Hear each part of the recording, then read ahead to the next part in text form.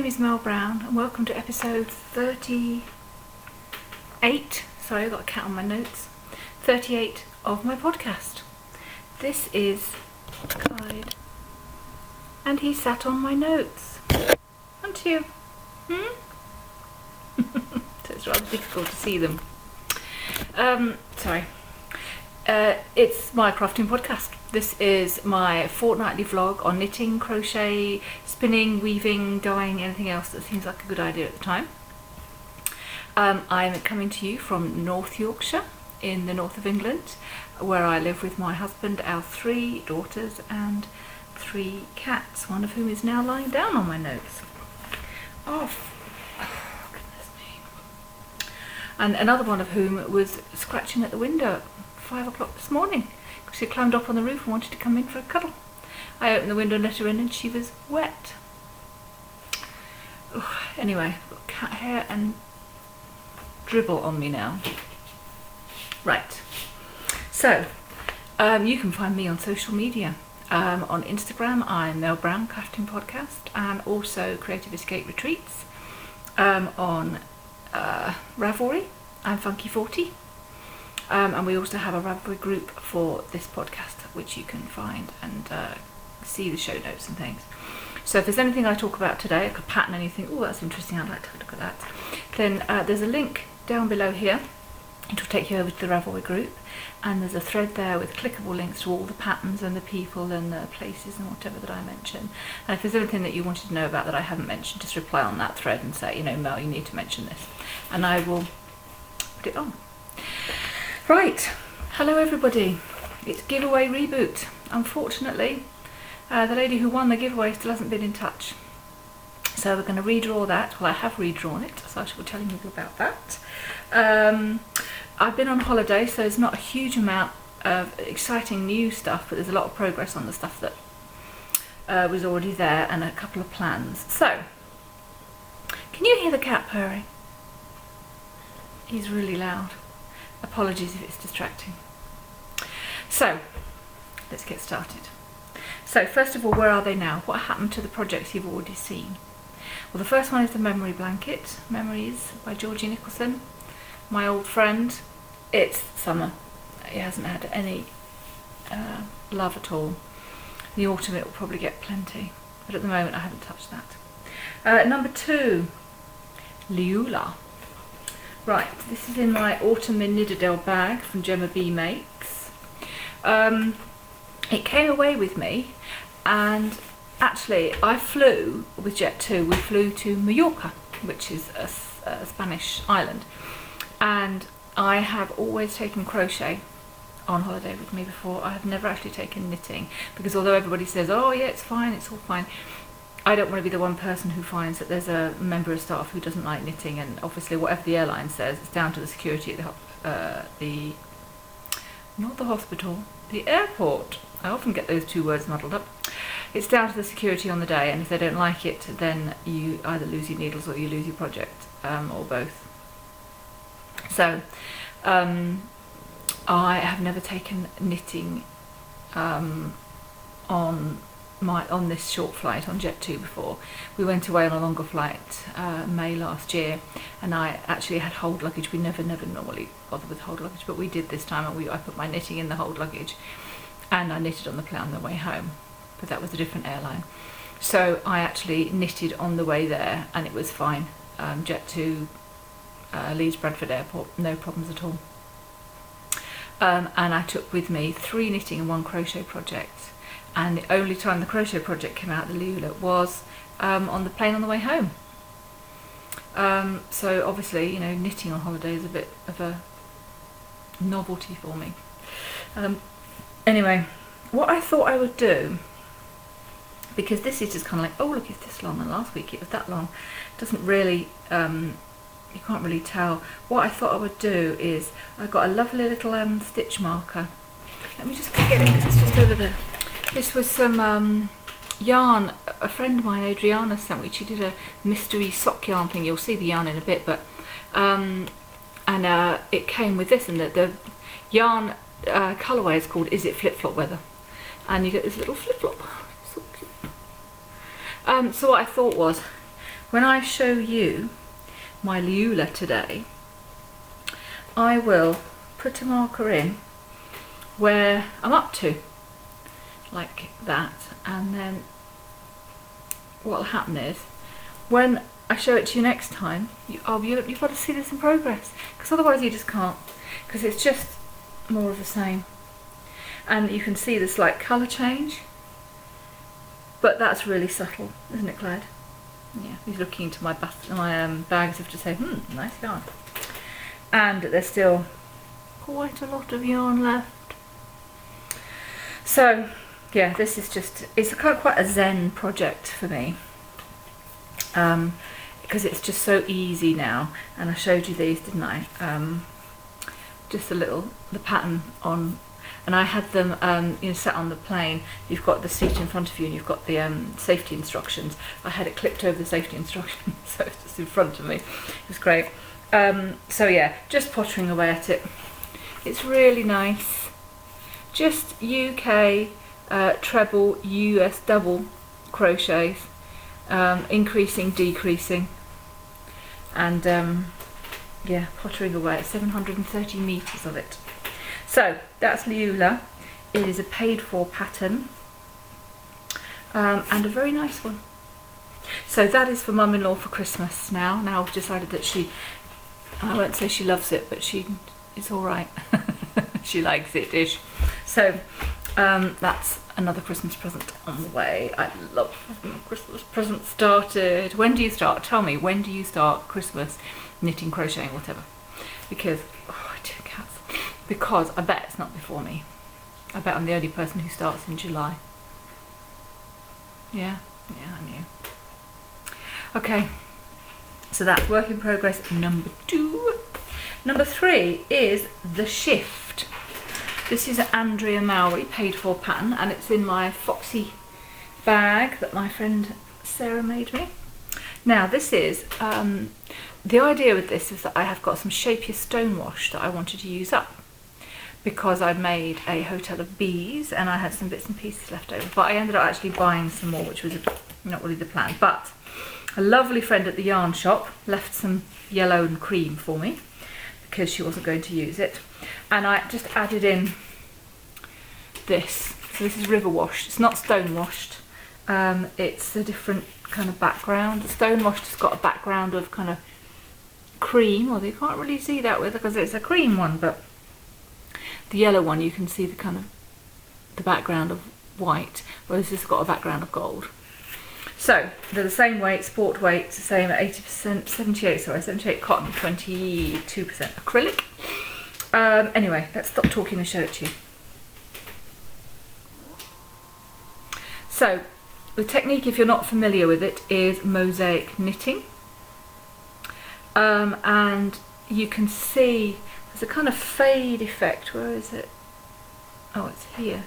Where I've used the new dark green and then a kind of darker teal I had, and a lighter teal, and it's kind of a fade. So this is where I'm actually using up odds and ends, and the dark grey's all gone now. The light grey, I've still got some left. So yeah, that's all that's left of the dark grey. So it is doing the job of using up odds and ends, but I didn't bring in the bag of what's left. That's all that's left of the light grey, and that's all that's left of that ball of green. And then I've got plenty of cream, 2 different creams and a yellow. So I've just got to try and keep the contrast going for the remainder. So it's a really interesting construction. Obviously, as a paid pattern, I'm not going to give you too much information, but it's a cowl, but it's designed to look like a shawl. So it looks like a draped shawl, you just pop it on and it's really simple. So yeah, you're looking for contrast in that. What I love about this pattern is it's a lot like the mosaic crochet. Remember the Havana crocheted shawl I did? I'm teaching a course on that in about 2 or 3 weeks in the pub near me. It's a similar kind of thing in that it looks really, it looks appealing, it's great, effective. It's the kind of thing people say, oh, you're so clever, how do you do that? But actually it's quite a simple trick to it, and once you've got that with a little bit of help if necessary, then you're well on your way. Now I've got an I-cord edge here in certain bits. It's got I-cord edge, and certain bits is going to be sewn together. So I love I-cord edging. If you've done them, it's really simple to do, but it's really effective, because you know that edging of garter stitch or anything really, stocking at any stitch, the edging is a bit kind of rough, and even if you slip the first stitch and all that stuff, but an I-cord edge always looks so neat. So that's the wrong side and there's the right side. It always looks so neat. I love it. So yeah, I'm cracking on with that. I'm going to teach that as well. Going to do one at Yarn Etc, but probably do one in the pub first. So those of you that are near enough, if you want to have a go at that, do get in touch. So there we go. I've shown you every which way. Nice, simple, repetitive pattern. Really enjoying it. Yeah, it's good. It's really, really good. Thank you, Andrea. Right, now then, pieces of 8. It was a pair of mittens that I had started, but I will show you them briefly if I can find them. But I haven't actually made any progress because I didn't take them with me on holiday, because they were just too fiddly. I just knew that, you know, sat in a restaurant or something, I wasn't going to be able to focus. So I've still only got a thumb and a little bit. There's nothing extra done now. I will go on with it because I really want to see what it looks like. And I want to use this beautiful Claire Nettleship yarns. This was an idea from Sandra, wasn't it? Sandra on YouTube suggested this, that I do mitts, and it's great. It's going to use up that yarn perfectly, but yeah, no progress. That's another bag that Sarah made me. Right, that was work in progress number 4. Oh, has the colour suddenly changed? Am I just going mad? Okay, if the colour suddenly changed, sorry about that. It's just for 8 o'clock in the morning here in North Yorkshire. Weird. Oh, you can see I've forgotten about that. This is my macrame practice piece. It was a macro weave, but I wasn't feeling it, so I took the weave out. And I just leave it there because if I'm frustrated, I'm autistic. I didn't say that in the intro, did I? I thought I was starting to say that in my intro, but I forgot, sorry. Sometimes I just need to do something with my hands. I just need to switch off the crazy in my brain for 5 minutes. Hello again, Clyde. And so that's really great, particularly if I'm frustrated with the meal trim. I can just get up and do a few knots on it, and so that just kind of hangs there. You're very friendly this morning. Oh, bless him. We've been away for a week and he's been very lonely. Doing the little girls for company, and he doesn't associate with the girl cats, you know. You're an old man, aren't you? He's 15 years old, we think. We got him when he was about a year old, so yeah. Right, you're on my notes again. Okay, flying north, or actually I'm going to call it flying south because I took it on holiday with me south, but the pattern is called flying north. This is a pair of socks for me. Now, and the yarn I'm using is the one, you know that little stitch marker I showed you from Dina's craft, what is that? Dina's Home of Crafts or something. There you go. Now there's the band for it. Is it Flip Flop Weather? So that's the yarn. It's merino, but it's much silkier than I expect it to be. So my friend Adriana did a swap, a mystery yarn thingy bob. So we both got a skein of that, and we're both making Flying North. Here are mine. So there's the sole. You can see the speckles. The socks are still both quite different, look. And then there's the, what's it called, the top of the foot. The top of the foot, that's what it's called. Oh my giddy aunt. There we go. Oh, I must remember to show you about needles. So there's the top of the foot, and then you can see the little pattern. Now I'm not using the whole pattern, I'm just using the stitch pattern, so I'm just using my usual recipe. And here's an interesting thing. Can you see there's a line across here? It looks to me, I took it to knit group, and everybody at knit group says that it looks like the stitches have been twisted for that row.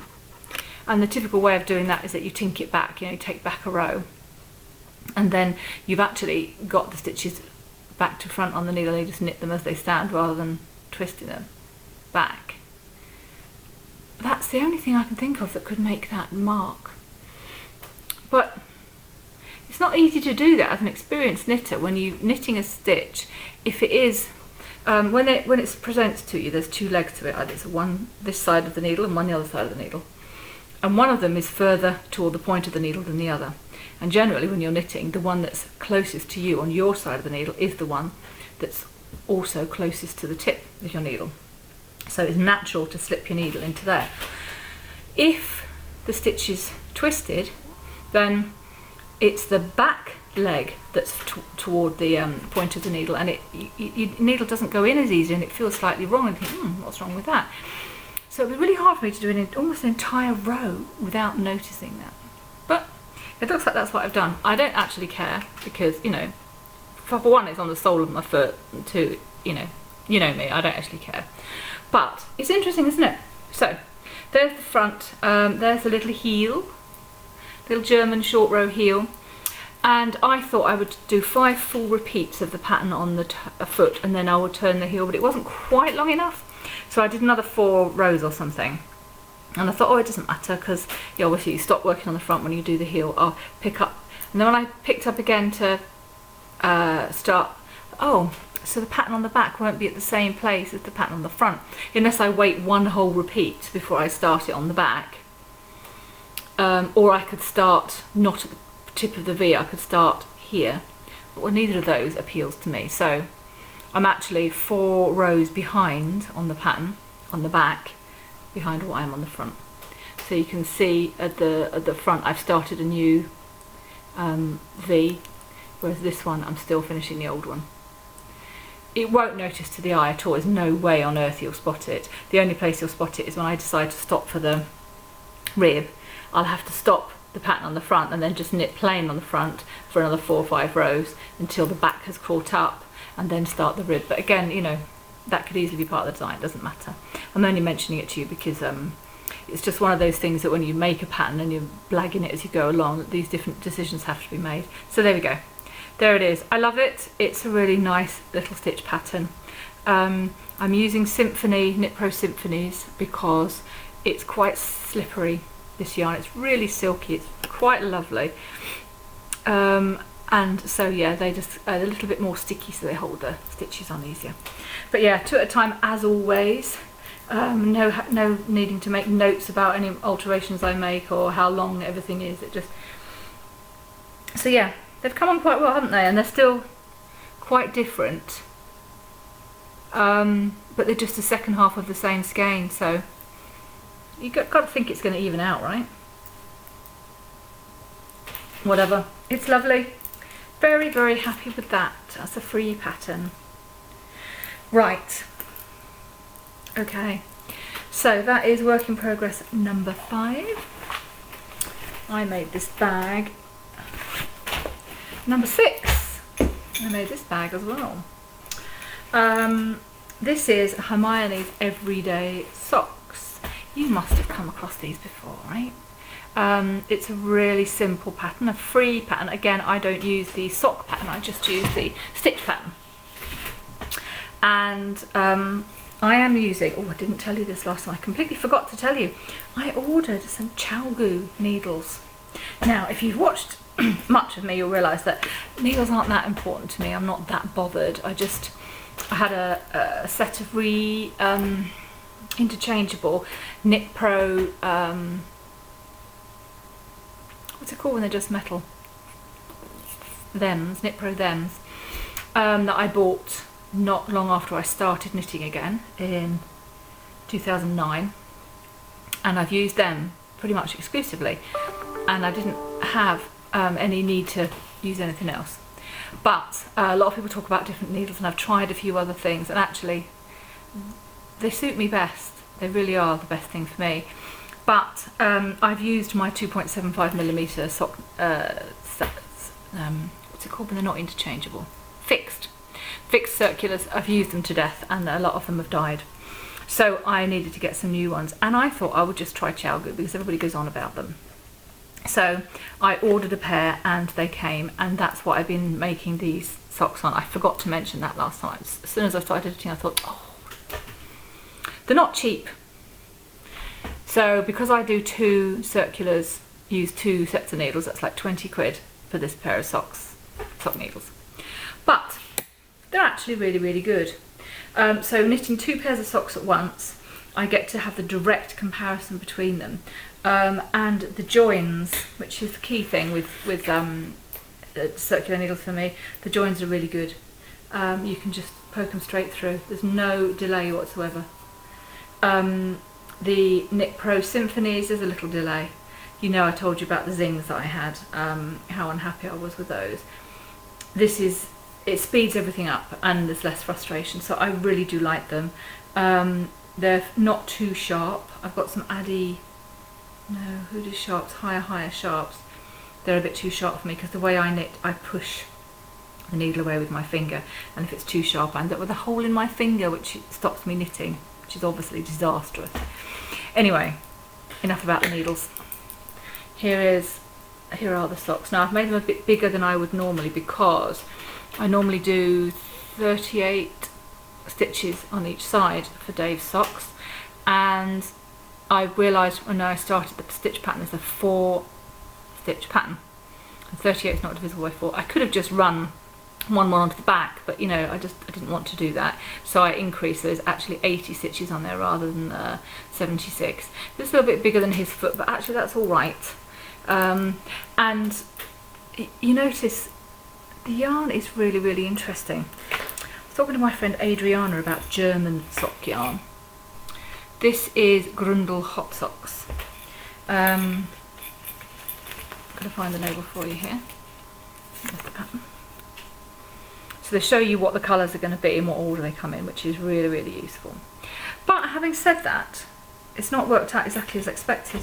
Now I'm working from both ends of the ball at once. So the pattern repeat, if it was going A, B, C, D on one, would be D, B, C, A on the other. But actually, what's happening with this repeat is instead of going A, B, C, D, A, B, C, D, it goes A, B, C, D, C, B, A, B, C, D. Does that make sense? So, look at the back, it's easier. This stripe, this tiny little stripe here, doesn't appear on this. It doesn't show a tiny little stripe, does it? Unless it's this one up here. Ooh, where's my finger? Oh no! There it is. Unless it's this tiny one up here. It doesn't actually show this tiny... If it's like that... or is it like that? Yeah, it's more like that, isn't it? But it shows the stripes as being kind of evenly spread. Whereas they're not with this. You've got these little stripes. And I love it. I mean, you know, don't get me wrong. And I thought that it would be obvious because it's going back the other way, but it's not, because the colour... I'm getting confused now. Well, I'm not confused, but I think I'm talking rubbish, which is probably confusing you. So, basically, it's lovely. The colours are great. The Hermione's Everyday Sock pattern just creates this little bit of texture on the front, which is really easy to work out where you are. I've got my little stitch marker here to tell me which of the 4 rows I'm on. And yeah, it's really lovely. I will need a contrasting heel, because otherwise the colour pattern on the front will be a bit wrong, but that's fine. And I should use probably the most of this, because, you know, bigger socks than usual. Just trying to work out how many meters. 420 meters, that's quite a lot of meters. So I should probably have some left for my blankets or mittens if I decide that pieces of 8 mitts are the thing for me. So really, really happy with that. I love the colours. A lot of people have said they love the colours. Yeah, German sock yarn, you can't beat it. My friend Adriana says that in the States, German sock yarn is really expensive, whereas here it's really reasonable. So, got her a little prezzy.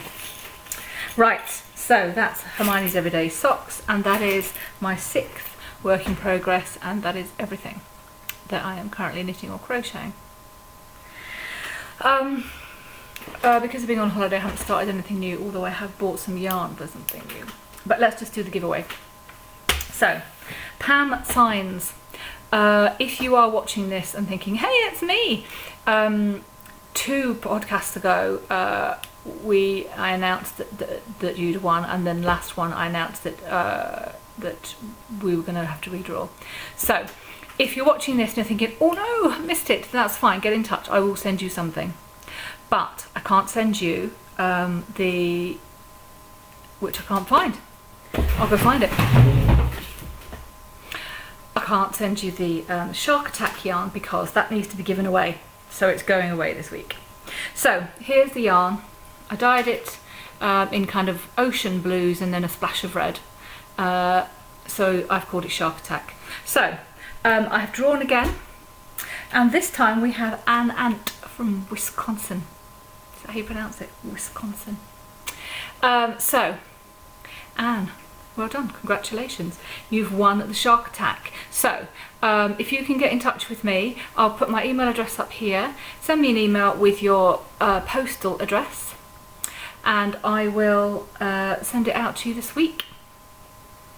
Maybe pop a bit of extra, being as you're US based, I'll pop a little bit of extra English stuff in there for you. So, very excited about that. Excellent. Right. Weaving, spinning, dyeing, what else? Haven't really done any of that. I've just been focused on the holiday. But I bought some yarn.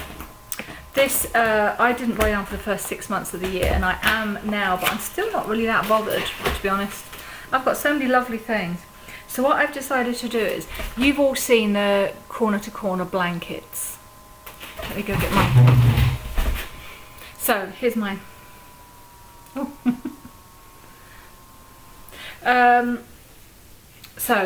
You start at one corner and you just keep increasing. It's really fast, it's lovely to do, and it's just a wonderful project.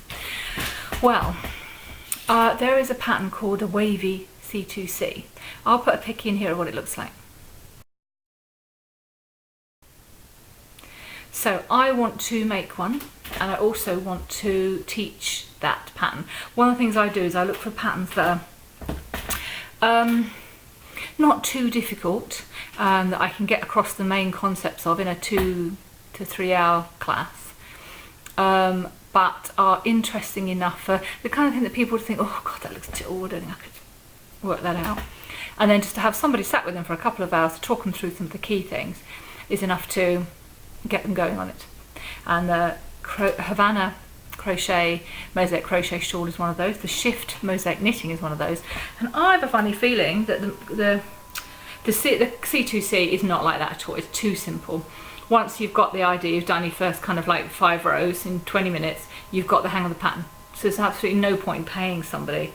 I think I've still got salt and chlorine in my hair, by the way. We noticed that the purple's pretty much gone. It's only sort of faded out. I haven't dyed it out or anything. But it's still at the back a little bit, but I've gone kind of silver fox at the front. Yeah, it's too simple to teach a course on. You'd be thinking, oh, why did I pay you to do this?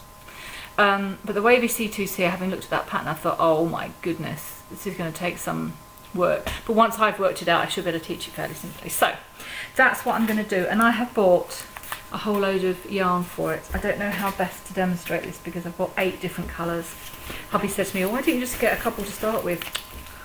Really? The main reason for that is that, like the crochet, the corner to corner, you'll start with one little, what does she call it? Can't remember. One block of one colour, the next row will be 2 blocks, the next will be 3, and you keep changing colour, so you need all colours to start off with. So I guess I could do these in the kind of colour groups that I got them in. Those 4 and those 4. So it's just fairly cheap Stylecraft double knit acrylic, but it's really quite soft. I do like that. I got it from Yarn Etc, of course, in Harrogate. And yeah, so I'm going to start off with that fairly soon. I really need to get my head in a better place where I can work out that pattern, because it's not in a good place. Got this, did I tell you? This is, you know, my less is more, my hand spun cardie that I made. That is with the Blocking Queen right now, and it's a big job. She's also blocking the Mystery Cal, this stash of shells. But this is going to be to hold it together. I'm not sure it's going to be strong enough, to be honest. I'll probably have to get Linda to sew it on for me, because you know what a princess I am. So, oh, Clyde's on his way over again. So that is to go, and for some reason that's in that bag. Don't know why, but that's going to go on there. So that's the plans for the blankets. Hopefully get that started fairly soon. Oh, another plan. Tomorrow morning I'm getting an extension to this tattoo. So kind of same kind of design. I saw a woman in Harrogate who had a design that was beautiful. I took a photo of it and asked her if I could use some of it. And then my eldest daughter used that and some software she's got to build a design for there. So that's going tomorrow morning. Exciting. Right. I don't even know where my book is now, because there's yarn everywhere, cats everywhere, and it's just a mess. You got that? Okay, I'm putting you onto the washing basket now. You're right up there. Right, the book. The book is over here. That's why I can't find the book. So, notes. Wavy C2C. Right, okay, that's kind of plans. Yeah, I'm kind of getting back into routine now, because so we were away in Hertfordshire, just north of London, for 4 days, staying with mum-in-law. We went into London and did some bits and pieces, and then we came home on the Monday, and then the following Sunday we went to Mallorca. Now Mallorca is a hot place, and we went in August, which is the hottest time. That wasn't particularly well thought out, to be honest. We're not a family who thrives on sunbathing. In fact, my husband is kind of a ginger, a closet ginger really. His ginger beard, from there downwards he's ginger, and he has freckles and he doesn't tan at all, and one of my daughters is very similar. And we had actually planned this holiday for October last year in half term. For you US guys, I don't know, you have term break and things, I don't know if it's the same thing, but halfway through the term we get a week off, and we used to go away in that week because it was a lot cooler and cheaper and nicer. So we booked it for then, but then my daughter, eldest daughter, needed to do an exam for entrance to universities, a maths exam, and it was on that week, so we had to cancel the holiday, and we rearranged it for August. We didn't really take in the implications of going to Mallorca in the high summer. It was 30 plus degrees every day. Now that's 85 Fahrenheit. I'll write it up here. It was just too hot for us. We're just not used to it. We live in Yorkshire. There's a lovely new subscriber called Emma who will understand. We live in Yorkshire, don't we? It's not hot here. It's just too much. And the holiday was really tricky because of that. We didn't get to explore the town. We didn't get to go to the beach very often. In fact, on the first day, the day we arrived, we walked barefoot across the beach, as we always do. And my daughter, her feet blistered with the burns from the sand. We had to see a couple of first aiders, lifeguards, to get some advice from them, and had to do quite a bit of work on them to get them sorted so that she could enjoy the rest of the holiday. It was a nightmare. And we just got way too hot. So it wasn't an ideal holiday, to be honest. And when we got back on Sunday, and then yesterday, Monday, I had a headache all day, and I'm not talking about, a bit of a headache, chronic pain, kind of pain that makes you think you want to jump out the window to stop the pain. It's so bad. And I have prescription meds for it, and I took a lot of medication yesterday, more than I've probably done in years. It's awful. And of course, coming back from holiday, I had so many things I needed to do as well. You know, the week before, it's kind of, I haven't got time to do that before the holiday, so I'll do it on Monday. And I just loads of stuff stacked up for Monday, and I had all these things I wanted to do, and it was a bit grim. But feel much better today. I'm much better into my eating and drinking routine. I was drinking some alcohol while I was on holiday, and I don't generally drink alcohol anymore, and it didn't suit me. My body didn't like it. And I've been fasting, so I don't eat between sort of 6 or 8 in the evening and 10 to 12 in the morning. So giving my body a lovely break from producing insulin and digesting and things. But we had breakfast included, so we were eating about 8 till 9, and because it was included and it was a buffet, I was kind of eating quite a bit to try and get through the lunch period without having to eat too much. So so my whole routine of eating and drinking was completely out, and that's fine. I love to break routine, but like all probably most autistic people, I like to get back into routine. So yesterday I did a fast as usual, missed out breakfast. In fact, I really couldn't be bothered with lunch, so I missed out lunch as well. I had a milk coffee in the afternoon, and my daughter made an Oreo smoothie, which I had some of that, which was nice. And then we had chilli, homemade pressure cooker chilli in the evening, which my daughter's made. Oh, it was so lovely to have a home cooked meal. So I always love coming home, but this time I loved coming home more than any other time because of the heat, because I just didn't feel that we had any freedom there. So it was lovely to be home, back in my eating routine. I was sleeping really well while we were away. That's one thing. I was getting a good solid 8 hours sleep, and I wasn't really waking up much. And then last night, just completely different. Well, the night before I was awake, it was at 10:30, I was taking medication. I took medication again at 3:30, 6:15. You know, when you've got a headache so bad that you can't sleep through it, it wakes you up because you're in so much pain. It's just ridiculous.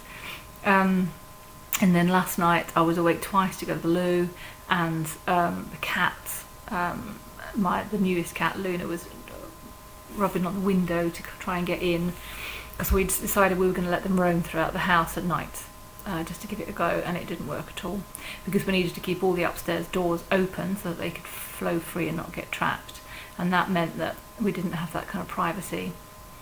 And my youngest daughter, who's also autistic, she tends to stay up quite late. Well, in fact, she tends to stay up most of the night, and she'll walk from her bedroom to the bathroom while playing a video. So she'll walk straight past my daughter's bedroom door. If the door's open, then that's really disruptive. And the cats just wouldn't settle. You've seen Pip, the big black and white one. When she sits on you, you know she sat on you. And if she won't settle, she just keeps moving around, and it's really difficult. So that first night didn't work at all well. So we decided that we're gonna go back to just shutting them downstairs at night. But obviously Luna decided she wanted to be with us, so she climbed up onto the roof and was rubbing at the window. It was about 5, maybe 5:30, and I got to 6 anyway. It wasn't too bad, but I opened the window, as I said, and let her in, and she was wet, but she's so adorable. I really missed her. Anyway, I'm rambling now. So, yeah, the holiday was not ideal. I'm really, really glad to be home. But getting back into routine is only kind of one step, because the kids are all still off school, and everything is about to kick off with regard to exam results. And things are a bit different in the UK to the US, and it's chatting to my US friends this week, realising how ridiculous our system is here. But the A-levels, which is the exams that people take at 18, usually they'll have taken 2 to 4 different subjects, and they get the results for that on Thursday this week. Now, when it comes to university places, so post-18 study, they typically go away for 3 or 4 years to study at a university away from home. Most of the places there are not offered like, yeah, we'll offer you a place. They're offered, we'll offer you a place if you get this result in your A-levels. Some universities offer some people an unconditional offer, which means it doesn't matter what you do in your exam, we still want you. Those are criticised a little bit for sort of encouraging people not to bother with their A-level results, not to bother with their A-levels, and then if they end up not getting that degree, then they've got no qualifications. But that's what some universities do. But not for my daughter. She needs to get really, really good grades to get into her first choice, and if she slips one grade, she can get into her second choice, and if she misses that, then she'll be in this sort of big basket called clearing, where universities that want her will let her know, and university she wants to go to, she'll let them know, and they'll end up finding a place for her to go to. But the problem is timing. The second university she wants to go to is in Scotland, which is part of the UK but has different rules for education. So she finds out Thursday the 15th of August whether she's got her what her results are, and the Scotland university term starts the first week in September. So she's got 2 weeks, if she finds out what she's going to a Scottish university, to sort out accommodation, and you can't get a student bank account until you've got a firm offer, and then you can't apply for your loan, which covers your tuition fees and your accommodation, until you've got your bank account. So in those 2 weeks she's got to work out where she's going. If she's going to Scotland 2 weeks, she's got to find out which accommodation she's got, work out what she needs to get, apply for a student bank account, you know how slow banks can be, apply for a student loan, get packed up and get all sorted and get moved in 2 weeks, which I just think is ridiculous pressure for a person to be under. But anyway, that's what's happening. If she gets the grade she wants, she'll be going to an English university, not because she particularly wants to go to an English university, but the one that she particularly wants to go to happens to be in England. And then she'll have till the end of September to get everything sorted. So that's happening on Thursday. And then the following Thursday we find out the 16-year-olds have done their exams and they get those. Now that's not so much pressure there, because generally to take the next step you don't need particularly high grades, and certainly in our case my daughter wants to go to another school, a different school, but she only needs to get her target grades, the grades that they think she's going to get, are way above what she needs to get into that school. So there shouldn't be a big issue with that, but obviously she's still quite anxious. That's following Thursday. And then the week after that, number 2 daughter has an interview at the new school to just check that they're happy with what she's got and that she's happy with the subjects that she's doing and everything. And then the following week they start school. So it's all a bit bish bash bosh from here. And we haven't really done much these holidays. We tend to make a list of things we'd like to do in the holidays, trips to see this, go and see that, whatever. We've really done very little. My daughter's just sprained her ankle at the beginning of the holidays, and that meant we couldn't really do much at all. And now it just feels like we've just got to hold our breath and wait for all these results to come through and do the next thing, and it's just rambling. I know I'm rambling, sorry. Let's see what I actually intended to say when I was just chatting. Yeah, that's pretty much it.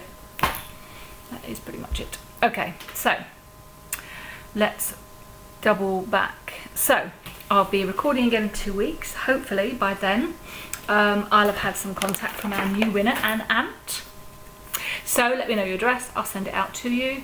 Pam, get in touch if you're still out there and you're still watching. And I will, yeah, that's pretty much it. The buzz along is still running. If anybody's still doing anything bee related or spring related, please do post in that. I think I might do a giveaway. The subscribers is creeping up still, and I was thinking I might get to 200 soon, so I might do a giveaway for that.